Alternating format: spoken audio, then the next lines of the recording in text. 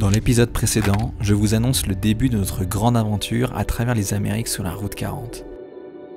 Arrivé il y a 1 mois à Montevideo en Uruguay, nous avons récupéré le véhicule à la sortie du container, fait réparer les quelques défauts et finalement, nous avons pu prendre la direction de l'ouest pour retrouver la cordillère des Andes en Argentine.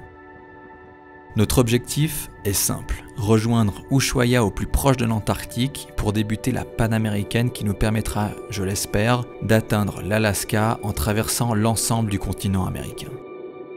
Globalement, il y a 2 possibilités pour rejoindre la Terre de Feu, la route 3 qui longe la côte atlantique et la route 40 qui serpente sur les flancs de la cordillère.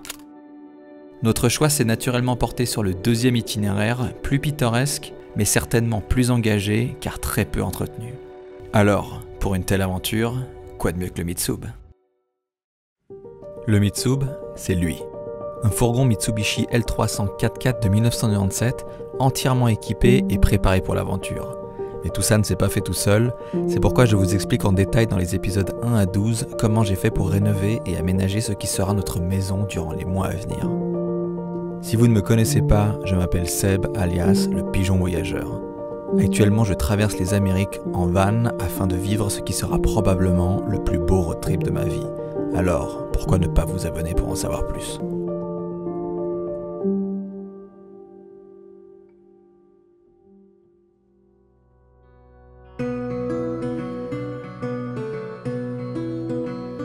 Dans l'épisode précédent, je vous ai laissé sur les images de ce coucher de soleil durant lequel nous avons cherché un spot pour la nuit. Une fois revenu à nous, le soleil réchauffe paisiblement notre lit et nous invite à commencer cette journée qui sera mémorable.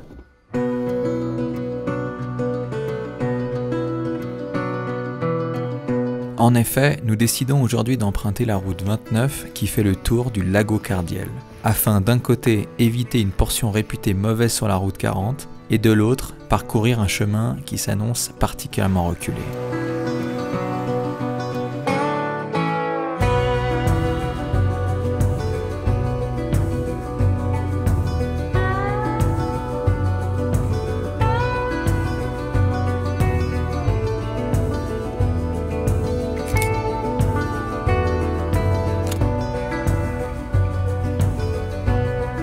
La route 29 est un chemin de terre très peu emprunté réservé aux véhicules 4x4 qui totalise une boucle de 90 km sur un terrain assez engagé. Nous avons choisi cet itinéraire afin de mettre un peu à l'épreuve le Mitsub et pour mieux connaître ses capacités de franchissement.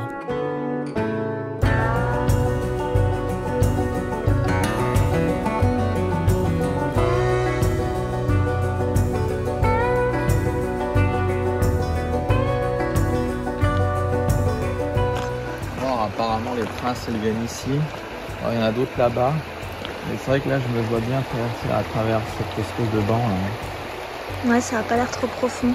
Non, je pense que ça va le faire.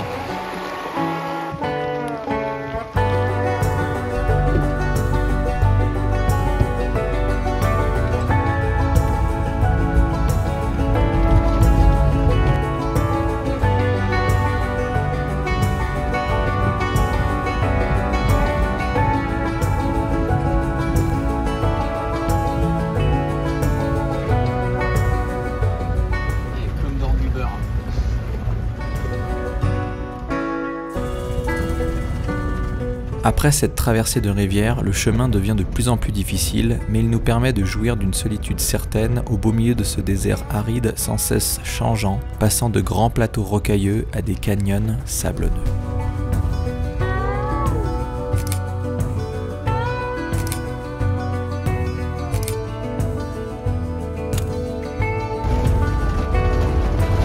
Il nous aura fallu 5 longues heures pour parcourir cette piste et retrouver la route 40 qui, comme annoncé, est dans un piteux état.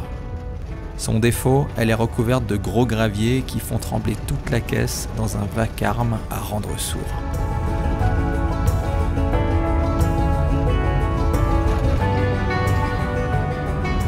C'est tellement bien, le goudron. Quelle belle invention. Ma nuque. Nous continuons notre descente pour rejoindre l'un des premiers joyaux de Patagonie, le Cerro Fitzroy. Un pic de granit qui s'élève à 3405 mètres d'altitude et qui forme l'une des skylines les plus connues du monde. Un emblème donc que nous avons la chance d'approcher découvert de son habituel voile nuageux.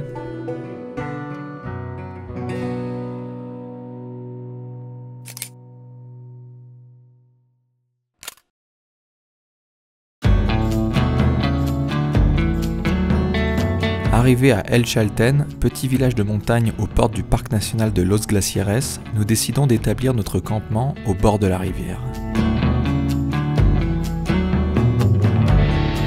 Pour première randonnée, nous nous dirigeons au pied du Cerro Torre, une promenade charmante de 19 km sur 600 mètres de dénivelé.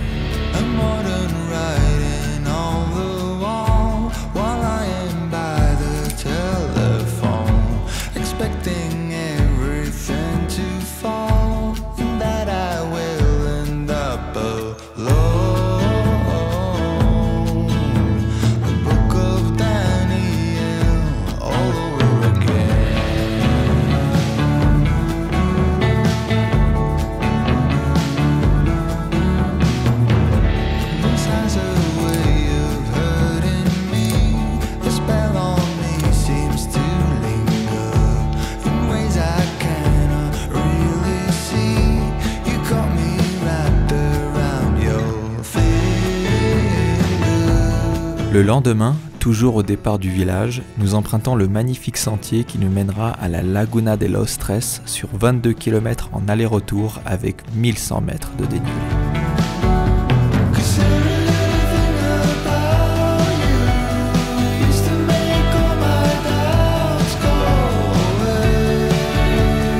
Une randonnée naturellement plus exigeante que la précédente, mais non moins incontournable.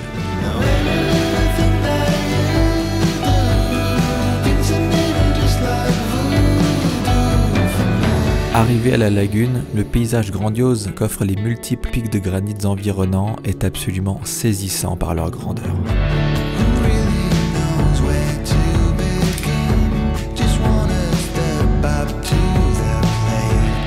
La découverte d'El Chalten et ses environs était une expérience inoubliable, nous ne pouvons que la recommander.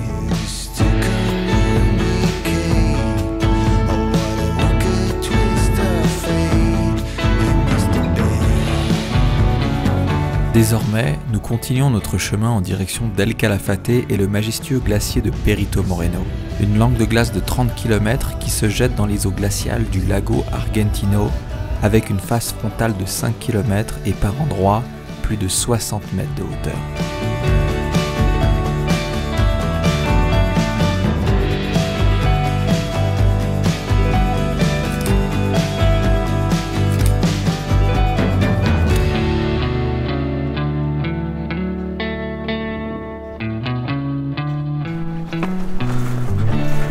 Ouais, bien bon matin.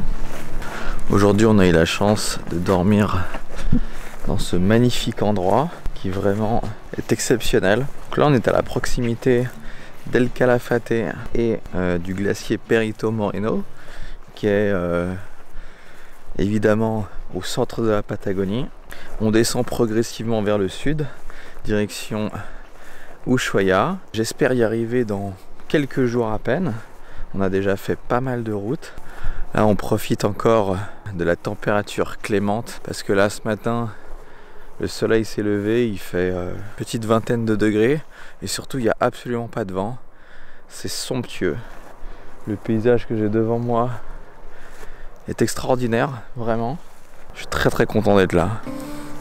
On entend au loin la route qui amène tous les touristes au glacier Perito Moreno qui est là-bas au fond de la vallée. C'est assez curieux d'ailleurs parce qu'on a l'impression d'être dans un endroit parfaitement seul alors que pas du tout. Il y a quantité de touristes qui se dirigent vers le parc national des glaciers. Mais bon, ça n'enlève pas la magie de cet endroit quand même. Le glacier en lui-même vaut vraiment le coup d'œil. Alors à tout bientôt.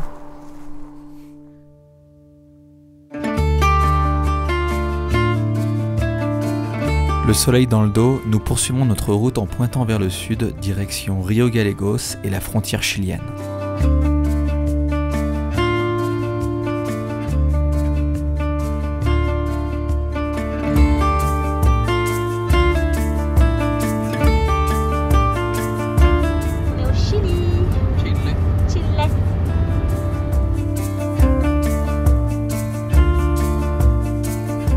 Afin de rejoindre la Terre de Feu, il est nécessaire de prendre le ferry pour traverser le détroit de Magellan, le plus long et le plus important passage naturel entre les océans Atlantique et Pacifique.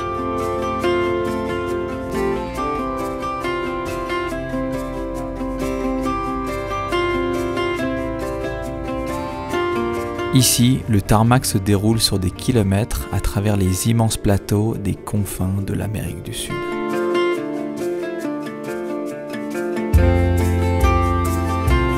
Nous repassons la frontière avec l'Argentine à San Sebastián pour rejoindre Rio Grande et profiter de la civilisation pour faire un entretien standard complet sur le Mitsub.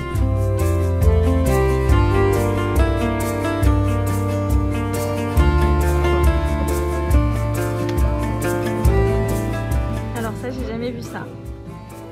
Le garage nous a amené des petits burgers. Voilà, au passage on a déjà mangé, en même temps il est 16h donc heureusement qu'on a déjà mangé. Voilà. Et du coup, pendant qu'ils s'occupent, nous on mange. C'est vraiment les princes quoi.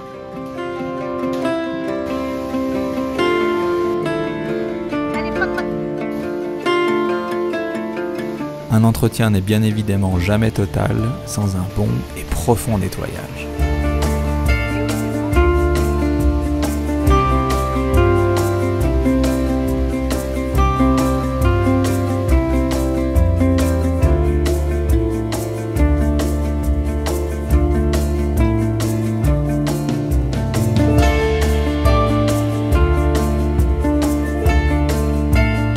Petit à petit, les reliefs de la cordillère rejoignent l'océan Atlantique et libèrent la place à la végétation, à de grands lacs et des marécages étendus.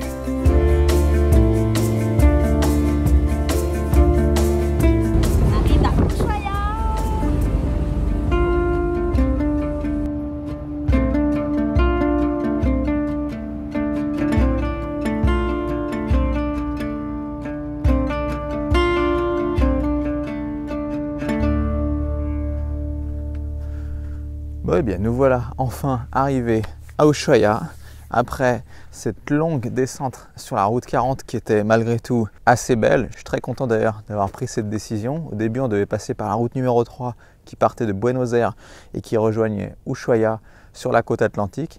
Mais on a préféré rejoindre la cordillère des Andes et du coup descendre sur la route 40 le long des montagnes. Et franchement, je regrette absolument pas mon choix. Maintenant, on est enfin arrivé à Ushuaia. Il fait grand beau, ça fait plaisir. Je pense que ces prochains jours, on va aller faire un peu de randonnée dans le coin, histoire de nous mettre un peu en jambes. Parce qu'après tous ces kilomètres de bagnole, je suis content de marcher un peu. Et puis après tout ça, on va prendre la route du Nord. On va monter et on va faire que ça. On a estimé qu'on devait prendre au moins une année pour le faire. On verra. Alors, à la prochaine.